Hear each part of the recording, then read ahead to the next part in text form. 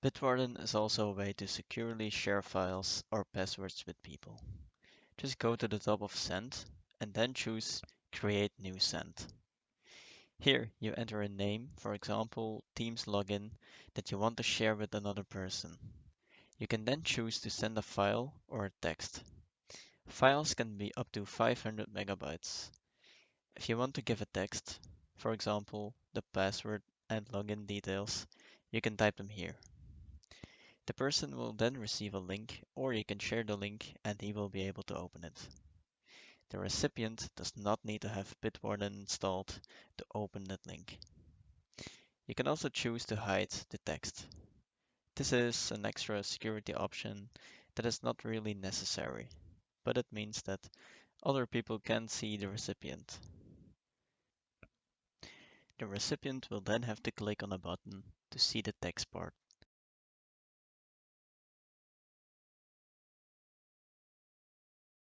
In options, you could then also have the possibility to choose when the send will be removed.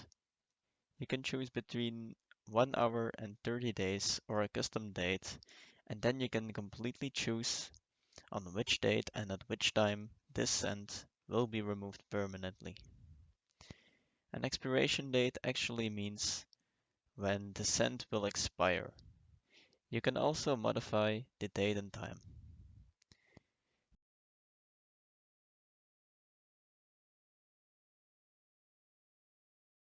The maximum access number actually determines how many times a person or a user can click on the link. If you say 5, for example, and a person opens the link 5 times, then the other people can no longer click on the link.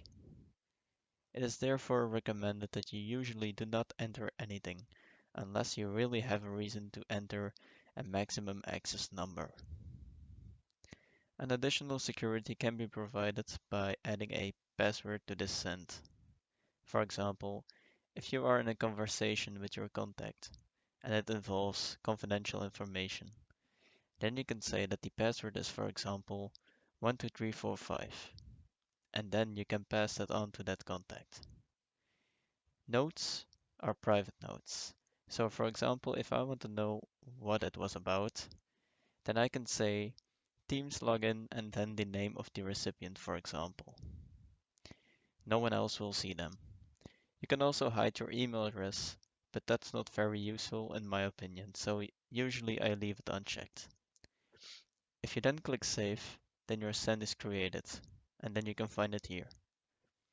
What you can then do is copy the send link, and then you can send it to the person or the recipient, and they will only see the text part of the send.